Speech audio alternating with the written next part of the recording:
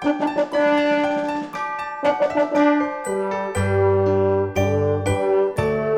나는 히브리서 9장 11절 15절에 이런 말씀으로 하나님의 영광의 반영체, 이런 제목으로 은혜를 나누려고 합니다.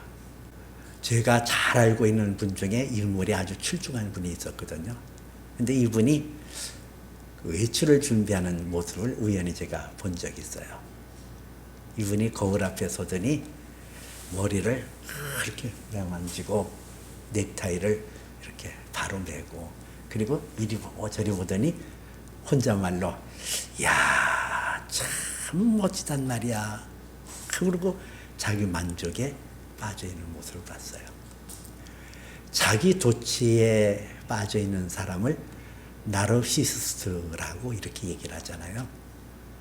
근데 이게 자기 도취, 자기 과시에 빠져있는 사람들을 심리학자들은 얘기하기를 부정적인 측면에서는 자기 과시 욕구가 강하기 때문에 수치심을 부른대요. 근데 반대로 긍정적인 측면이 있는데 대부분의 사람보다 행복감, 만족감을 느끼고 산다네요. 그 남자들의 한 80%는 거울에 비춰진 자기 모습에 만족을 느끼고 잘났다고 생각한대요. 이 사람은 자기가 어떤 사람인지를 늘 점검하기를 원하거든요. 그래서 남자들은 거울을 하루에 보는 평균 횟수가 4회에서부터 10회까지 이렇게 되는 반면에 여자들은 34번에서부터 38번 평균적으로 거울을 보거나 또는 셀카, 핸드폰을 바라보거나 어떤 비춰지는 반영체를 보면서 자기를 확인한다는 거예요. 자기를 돌아보면서 만족하는 사람이 있는가 하면은 어떤 사람은 불만족하는 사람도 있잖아요. 나는 왜 이렇게 못생겼을까? 뭐 이런 열등감을 가질 수 있어요. 근데 이렇게 우월감을 갖든지 때로는 열등감을 갖든지 이 세상의 거울로 비춰진 나의 모습은 사실은 허상이거든요. 허상에 매여 있는 거예요. 그것이 언제나 그의 모습으로 남아있는 것도 아니고, 또 사람이라는 것은 외모로 나타나는 것으로 평가할 수 없고 외모에 의해서 그 사람의 어떤 면을 얘기할 수가 없어요. 나의 실상을 바라봐야 되거든요. 근데 성경에서는 우리의 실상을 바라보는 그런 반영체, 그런 거울이 율법이라는 것과 은혜라는 거울을 하나님께서 예비해 놓으셨어요. 이 율법이라는 거울에 나를 바라보게 되어지면은 우리는 절망하고 좌절할 수밖에 없어요. 율법의 가장 근본은 하나님의 의로움이거든요. 하나님의 의로움을 우리에게 말씀하시고 내가 의로우니 너도 의로워라. 내가 거룩하니 너희도 거룩하라. 내가 온전하니 너희도 온전하라. 그 율법이라는 거울에 나를 비춰주면은 절망할 수밖에 없어요. 내가 어떻게 거룩해지냐? 아니, 내가 어떻게 하나님처럼 온전해지냐? 이게 좌절이 되는 거죠. 그리고 율법에 의해서는 하나님의 사랑이 와닿지가 않아요. 아니, 하나님이 참 이기적이다. 자기중심적이다. 이렇게 여길 수밖에 없는 거죠. 그러나 이 율법의 거울을 대신해서 은혜의 거울이 준비되어 있어요. 그것은 예수 그리스도로 말미암아 나의 모습을 발견하는 거거든요. 내가 예수 그리스도 안에서 죄사함 받고 예수 안에서 하나님의 자녀가 되어지는 나의 모습을 바라보게 되니까, 그전에는 내가 어둠의 자녀요, 마귀의 자녀요, 진노의 대상이었는데 이제는 예수 안에서 밝고 투명한 하나님의 자녀라는 아주 아름다운 모습이 은혜의 거울에 드러나는 거예요. 은혜의 거울을 통해서 나를 살펴보니까 내가 정말 존귀한 자로구나. 참 복된 자로구나. 이것을 알 수가 있어요. 하나님은 사랑의 하나님이잖아요. 이 사랑이라는 것은 주고 주어도 아깝지 않은 게 사랑이에요. 하나님은 사랑이기 때문에 그 아들을 아끼지 아니하시니까 이 모든 것을 너에게 주시지 않겠느냐 했어요. 아들까지 주십니까? 이 모든 것을 너에게 주지 않겠느냐? 그렇게 말씀하고 있거든요. 여러분, 사랑의 하나님이 우리에게 주고 주어서 가장 귀중한 것, 하나님께만 속해 있는 영광, 그 영광까지도 우리에게 주시길 원하는 거예요. 그 하나님의 영광은 우주 만물 가운데 그대로 드러나고 있거든요. 그리고 예수 그리스도로 말미암아 그의 영광이 드러나게 하셨어요. 그래서 요한복음 14장에 보니까 빌립이 예수님 앞에 나와서 우리에게 하나님을 보여달라고 그래요. 아버지를 보여달라고. 그럴 때 예수님께서 하신 말씀이 있어요. 내가 이렇게 오래 너희와 함께 있었거늘 네가 나를 알지 못하느냐. 나를 본 자는 하나님을 보았거늘 어찌 아버지를 보이라 하느냐. 그런 말씀이 나와요. 하나님의 아들 예수 그리스도에게 하나님의 영광이 담겨져 있어요. 그래서 그 영광이 사람들 눈에 띄어지게 하고 예수 안에 부르심을 받은 저와 여러분에게도 아들 예수 그리스도 안에서 하나님의 영광의 빛이 우리에게 투영되어져서 나타나게 하는 것이 하나님의 뜻이라는 거예요. 여러분, 하나님의 사랑이기 때문에 그 영광을 우리에게 비춰주시고 그 영광이 우리에게 드러나므로 아버지는 우리에게 비춰지는 그분의 영광을 위하여 기뻐하고 즐거워하고 우리는 그 영광에 함께 참여하는 큰 행복감과 기쁨을 누릴 수가 있다는 얘기예요. 잠언서에는 이런 말씀이 있어요. 타인이 너를 칭찬하게 하고 내 입으로는 하지 말고 의인이 너를 칭찬하게 하고 내 입술로는 하지 말지니라. 이게 잠언서에 나와 있는 말씀이거든요. 이게 뭘 말해요? 하나님이라 할지라도 하나님이 당신의 영광, 가장 아름답고 보배로운 영광을 스스로 나는 영광스러운 존재야. 나는 거룩한 존재야. 나는 아름다운 존재야. 그렇게 하지 않았다는 거예요. 왜? 성경이 그렇게 얘기하고 있으니까. 하나님 스스로가 지키지 않은 것을 우리에게 말씀하지 않는 거거든요.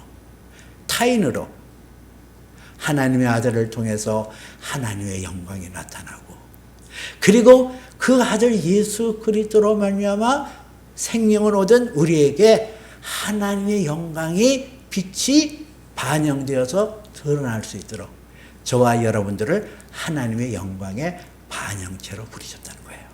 그래서 오늘 성경에서는 바로 우리가 하나님 영광의 반영체로 세우기 위하여 예수님이 하신 일을 보여주고 있는데 그분은 우리에게 영원한 대지상으로 이 땅에 오셔서 구약 성경에서는 짐승의 피로 죄를 일시적으로 가렸다고 한다면 예수 그리스도는 당신의 흠없고 정없는 깨끗한 그 피로 우리를 용서하셨다는 거예요.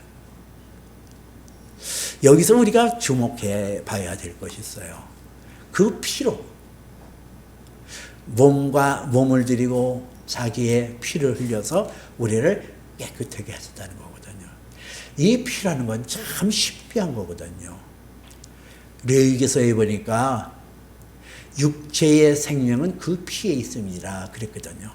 이 피가 참 신비한 거예요. 여러분, 우리 가운데 있는 핏줄의 길이가 10만 킬로에 해당한대요. 지구의 길이가 4만 킬로에 해당한다고 그러는데 지름이 그러면 이 지구를 2바퀴 반이나 돌릴 수 있는 것이 우리 인간에게 주어진 핏줄의 길이거든요. 하루에 10만 번의 박동을 통하여 이 우리에게 주어져 있는 이 피가 한 바퀴를 도는데 45초에서 60초에 걸린다네요. 한 바퀴를 도는데. 그리고 그 피의 돌기를 통하여 뿜어내는 피의 양은 하루에 무려 7,500리터. 2리터짜리 페트병으로 3,750개. 어마어마하잖아요. 근데 이 피가 우리의 생명을 유지시켜주는 거예요. 단 1분이라도 이 피가 우리에게 돌지 않으면 죽거든요. 그 피가 생명이 있어요. 그 피가 오염되면 우리의 몸도 고장이 나고 그 피가 맑으면 건강해져요. 근데 예수 그리스도의 거룩한 피로, 흠없는 거룩한 피로 저와 여러분의 죄를 사해 주시고 온전케 했다는 것은 우리가 장차 예수 그리스도로 말미암아 그 피가 부활의 몸으로 들어오고 그 피가 영광스러운 그 나라까지 이어져. 하나님의 아들 예수 그리스도는 어제나 오늘이나 영원토록 동일하시고, 여러분 예수 그리스도에 대해서 어제나 오늘이나 영원토록 동일하시다라는 이 말은 날로 새롭다는 거예요. 하나님의 아들 예수 그리스도의 거룩한 피가 내 안에 들어와서 날로 나는 새로워지고, 영원히 썩지 않은 그 피가 영원한 나라에서 죽지도 않고 우리는 하나님을 영원하게 하고 기뻐할 수가 있는 거예요.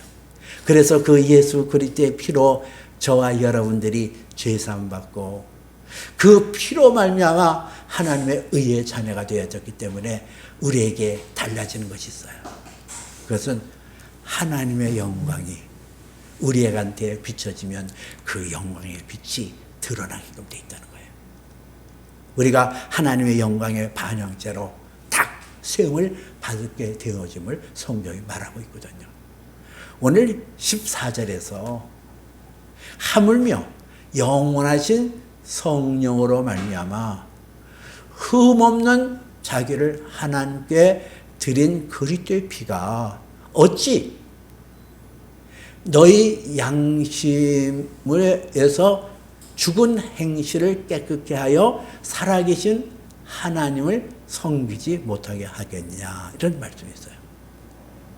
여러분 오늘 성경에서 예수님께서 성령으로, 영원한 성령으로 말미암아 흠없는 자기를 하나님께 드린 그리스도의 피라고 그랬고, 그 피가 어찌 너희 양심을 죽은 행실에서 깨끗하게 하고 살아계신 하나님을 섬기지 않게 하시겠냐, 그렇거든요. 죽은 행실이라고 해요. 양심에서 죽은 행실을 깨끗게 했다. 이 양심에서 죽은 행실을 깨끗게 했다는 것은 무엇을 말할까요? 우리가 그전에는 하나님의 아들 예수 그리스도의 거룩한 피로 죄사함 받고 우리가 하나님의 자녀로 세움받기 전까지는 우리는 양심이 죽어 있어요. 그래서 죽은 행실이 나오는 거예요. 하나님의 사랑이 와닿지가 않아요. 하나님의 존재가 내게 믿어지지가 않아요. 그래서 내 스스로, 나의 스스로 의에 사로잡혀서 사는 사람이 있다는 거예요. 우리가 왜 예수 그리스도의 거룩한 피로 죄사함 받고 자유함 받아야 되냐? 그 피로 말미암은 거는 하나님 앞에 바르게 설 수가 없어요. 사람이 한 번 죽는 것은 정하시는 것이요 그 위에는 심판이 있으리라 그랬거든요. 여러분 하나님 앞에 우리가 설 때에 하나님이 우리를 너는 내 나라에 들어올 자다, 너는 나와는 상관없는 자다 하고 분류할 수 있는 가장 중요한 구분점이 뭘까요? 우리가 이 세상에서 죽어서 하나님 심판대 앞에 딱 서는 날이 오거든요. 근데 그 서는 날, 너는 하나님 나라, 너는 지옥행. 이것이 단번에 딱 갈라지게 하는 그 기준점, 그 구분점, 그게 뭘까? 하나님의 영광의 보좌 앞에 딱 서는 그 순간 하나님의 영광이 내게서 드러나는 사람이 있거든요. 내 스스로 영광스러운 존재가 아니에요. 내 안에는 예수 그리스도의 피로 내 양심이 맑아지고 내 양심이 온전해져서 하나님의 영광이 비춰질 때 그 영광을 비춰지는 반영체로 딱 세움받을 때 너를 보니 내 기쁨이 생긴다. 그래서 하나님 나라 이렇게 되어지는 거예요. 그러나 하나님 앞에 설 때에 전혀 그렇지 않은 사람이 있어요. 하나님의 영광의 빛이 안 나타나는 사람이 있어요. 305장 나 같은 죄인 살리신이라는 어메이징 그레이스를 작곡하고 작사한 존 뉴턴 목사님이 하신 말씀 중에 유명한 일화가 있어요. 천국에 가면 신기한 것 세 가지가 있다는 거예요. 하나는 천국에 있어야 될 사람이 오지 않고, 또 한 부류의 사람은 천국에 올 수 없는 사람이라고 여겨던 사람이 천국에 와 있고, 세 번째는 나 같은 죄인이 천국에 왔다는 것을 보고 놀란다는 거예요. 여러분, 이게 뭘 말할까? 이게 뭘 말할 거예요? 하나님의 영광의 반영체가 아닌 사람이 있어요. 어떤 사람이에요? 우리나라 시인 중에 유명한 시인 윤동주 씨가 지은 시 중에 죽을 때까지 하늘을 우러러 한 점 부끄러움 없기를 원하노라는 그런 시기가 있어요. 물론 윤동주 시인은 크리스찬인 것으로 저는 알고 있어요. 그래서 정말 하나님 앞에서 자기의 죄를 회개하고 날마다 순결한, 그렇게 해서 하나님을 향하여 부끄러움이 없도록 그렇게 했다고 한다면 우리가 본을 받아야 되는 모습이지만, 그렇지 않은 사람이 있거든요. 이 세상에서 살아가면서 자기 의에 충만한 사람이 있어요. 자기의 도덕률, 윤리, 자기의 의의 기준을 가지고 열심히 사는 거예요. 남들이 참 저 사람은 법 없이도 사는 사람이라니까. 저 사람은 저렇게 착할까? 저렇게 어떻게 선할까? 사람들의 칭송을 받고 사람에게 높임을 받는 그런 사람이 있잖아요. 예수 믿지 않은데도 선한 사람이 있어요. 우리가 볼 게 착한 사람이 있어요. 자, 이 사람들이 자기 의에 충만하고 자기 것이 강해서 하나님 심판대 앞에 딱 섰을 때, 그리고 이 사람은 세상 살면서 나는 도덕적으로 윤리적으로 흠없이 살아노라. 나 같은 사람이 천국이 있다고 한다면 그 나라로 가지 않으면 누가 가겠냐. 그런 자부심을 가지고 하나님 심판대 딱 섰어요. 어떻게 될까요? 뭐가 드러날까요? 하나님의 심판대 앞에 섰을 때 과연 이 세상에서 자기 의를 주장하고 자기 도덕을 주장하고 자기의 윤리를 주장하고 자기의 선을 주장했던 사람들은 하나님 심판대 앞에서 자기 것이 드러나잖아요. 내가 이렇게 선하게, 내가 이렇게 깨끗하게, 내가 이렇게 온전하게 살았습니다. 자, 보세요. 그렇게 나올 거 아니에요? 뭐가 안 나타나요? 하나님의 영광이 전혀 나타나잖아요. 자기의 의로움으로, 자기의 선함으로, 자기의 바른 판단으로 인하여 하나님의 영광이 그에게는 전혀 나타나지 않습니다. 하나님의 영광이 드러나는 사람, 나 같은 죄인 살리신 하나님의 은혜가 강력하여서 그 은혜 가운데 살고 하나님의 면전에 섰을 때 그분의 사랑이 빛이 들어와서 그 사랑이 내게 반영되어 나가는, 하나님의 영광이 반영되어 나가는 사람이 하나님 나라에 이르게 되어질 거예요. 마태복음 25장에 보니까 저 무익한 종을 바깥 어두운 데 내어 쫓으라. 거기서 슬피 울며 이를 갈리라 하니라 하는 말씀이 있어요. 저 무익한 종. 영어 성경에 보니까 The worthless servant라는 단어를 썼더라고요. 가치가 없는 자. worthless, 가치가 없어. 하나님께서 하나님의 형상과 모양대로 창조물 저희들에게 가치가 있다는 것은 내 안에 하나님의 영광을 비춰낼 수 있는, 하나님의 존귀함을 나를 통해서 드러낼 수 있는 그 사람이 가치 있는 사람이에요. 그러나 worthless, 가치 없는 사람이라는 것은 하나님의 영광이 드러나지 않아요. 자기의 의가 드러나요. 자기 자랑이 드러나요. 자기의 옳음이 드러나요. 이 사람들이 바깥 어두운데 하나님의 영광이 1.1획도 점 하나 없이 나타나는 것이 지옥이에요. 거기는 어둠뿐이에요. 하나님만이 빛입니다. 하나님이 계셔야 빛이 있어요. 소망이 있어요. 그러나 지옥은 하나님의 영광의 빛이 전혀 없기 때문에 바깥 어두운 데예요. 거기서 슬피 울며 이를 갈리라. 왜? 미스테리 중에 미스테리. 영원히 풀리지 않은 수수께끼. Why me? 내가 왜 여기 와 있는데? 이거 고통 아니에요. 영원토록. 내가 왜 여기 와 있는데? 내가 뭐를 잘못했어? 나는 선하게 살았어. 나는 이웃을 향해서 거짓말 안 하고, 이웃을 향해서 도둑질하지 아니하고, 이웃 여인과 간음하지 아니하고, 나는 도덕적으로, 나는 이 도덕적인 삶을 살기 위해서, 의롭게 살기 위해서 그렇게 내 인생 주어진 시간 동안 발버둥치게 살았는데, 내가 왜 여기 와 있는데? Why me? 내가 왜? 여러분, 이게 지옥이에요. 영원히 풀리지 않은 퀘스천 마크. 왜?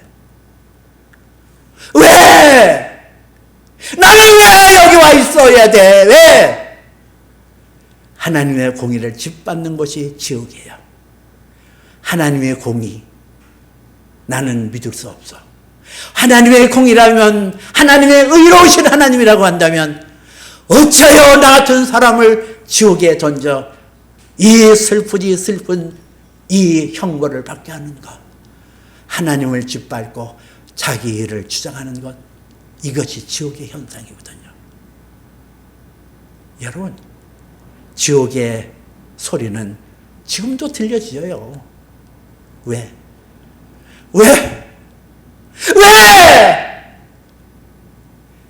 이 함성이 온 지옥을 뒤덮고 있는 고통스러운 장소, 풀래야 풀 수 없는 수수께끼, 이해할래야 이해할 수 없고, 그 답답함이 하늘을 찌를 것 같은 고통스러운 지옥.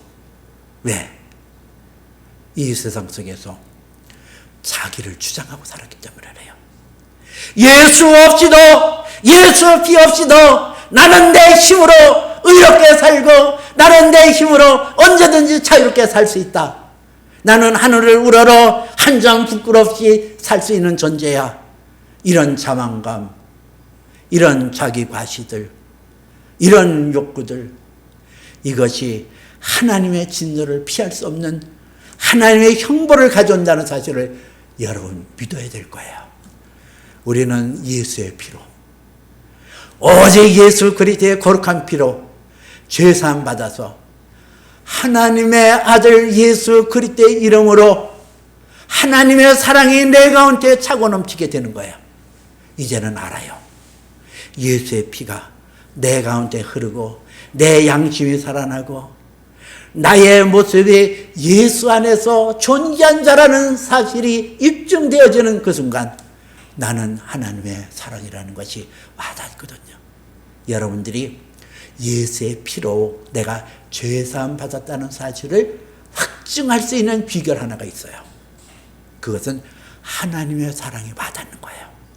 그전에는 하나님의 사랑이라는 것이 그렇게 와닿지 않았거든요. 그런데 아들 예수 그리스도의 거룩한 피가 내 안에 와서 죽은 행실에서 깨끗게 하고 양심을 새롭게 하니까 내 안에 하나님의 사랑이 와닿아지고, 하나님은 사랑이시라 God is love, 하나님은 사랑이시라, 하나님은 사랑이시라, 내가 어찌하여 이 하나님의 사랑을 받는 자 되었는가. 그리고 내 영혼이 하나님을 사랑하게 되어지면서 영광의 반영체로 세움을 받으면서 예배자가 되어지는 거예요. 요한복음 4장 23절에 보니까 이런 말씀이 있어요. 아버지께 참으로 예배하는 자는 영과 진리로 할 때가 오나니 곧 이때라. 아버지께서는 이렇게 자기에게 예배하는 자를 찾느니라 그랬어요. 영과 진리로. 아버지께 참되게 예배하는 자는 영과 진리로 예배할 때가 오나니 곧 이때라. 아버지께서는 자기에게 이렇게 예배하는 자를 찾으시니라 했거든요. 여러분, 영과 진리가 뭐예요? 우리가 하나님의 아들 예수 그리스도의 거룩한 피로 제사함받고 그 거룩한 피로 하나님의 자녀가 되어지면은 하나님의 영이 내 안에 들어와서 그 영으로 하나님을 아빠, 아버지라고 부르짖게 되어지고, 그 영으로 하나님의 사랑이라는 사실이 내 안에 날마다 새롭게 와닿거든요. 그게 진리예요. 진리가 어디 가는 거예요? 고든 길 가는 거예요.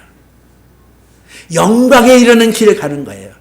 영원한 천국 길을 가는 거예요. 진리의 길이에요. 자유의 길이에요. 복된 길이에요. 그 길을 갈 수가 있는 거예요. 여러분, 내 안에 예수의 피가 흐르고 있나요? 예수의 영이 내 안에 있는가요?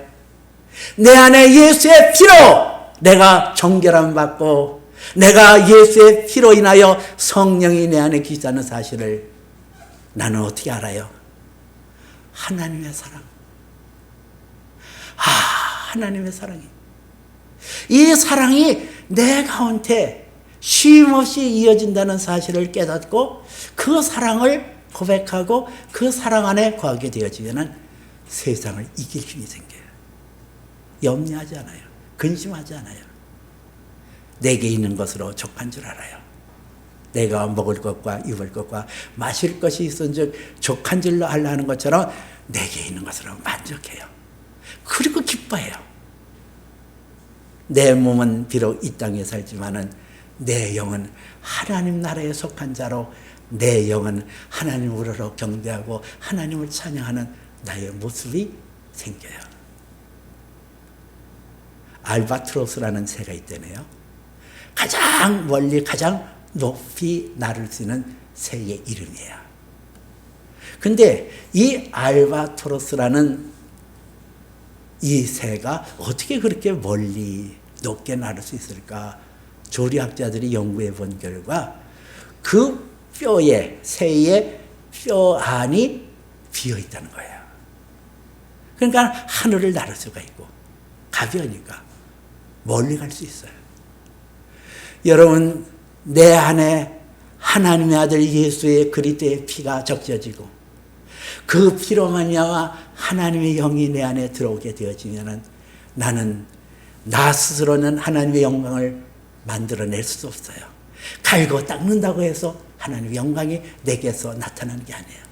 그러나 내 속사람이 강건해지고 온전하며 하나님의 사랑과 하나님의 영광과 하나님의 존귀함이 내게 비춰질 때 내 안에서 그분의 영광이 드러나는 반영체가 될 수 있어요. 이 반영체로 우리가 이 땅에 살아갈 때 우리는 영광스러운 그 하나님 나라에서 그분이 갖고 있는 가장 존귀한 것으로, 가장 귀한 것으로, 가장 아름다운 것으로 하나님의 아들 예수 그리스도 안에서 영원한 즐거움, Your Master Happiness, 내 주인의 즐거움에 참여한 자가 되어지는 거예요. 이제는 우리는 내가 하나님 앞에서 이 땅에 살 때 오직 믿음의 주 온전케 하시는 예수 바라보면서 승리하는 그 길을 가야 될 거예요. 그 승리의 비결이 뭘까? 종교개혁자 마틴 루터라는 분이 중세 교회의 죄를 지적하면서 종교개혁을 이뤄갔는데, 이분이 어느 날 환상 중에 마귀가 나타나서 그가 저지른 죄에 대해서 지적하며 내가 이러고도 종교개혁이냐, 누구를 비판하고 누구를 판단하냐. 그때 마틴 루터가 한 유명한 말이 있어요. 그래, 내가 말한 대로 나는 그런 죄인이다. 그러나 나의 생명의 주, 나의 믿음의 주 예수 그리스도의 거룩한 피가 내 모든 죄를 사하여 주었다. 너는 내게서 떠나가라. 그런 유명한 일화가 있어요.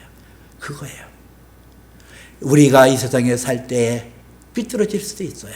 잘못된 길을 갈 수 있어요. 그것에 의해서 공격받을 수 있어요. 내가 그런 죄를 짓고도 하나님 자녀야. 그러나 우리는 예수의 피, 흠없는 예수의 피, 영원한 예수의 피, 그분의 피로 나는 제사받았어요. 그 피로 우리는 하나님 영광의 반영체가 되었어요. 그러므로 우리는 믿음의 주 온전케 하시는 예수를 향하여 하나님의 영광의 반영체로 나가게 하여 힘을 써야 될 거예요. 그리고 그 나라에서 존귀함으로 세움을 받아야 될 줄 믿습니다. 기도합니다.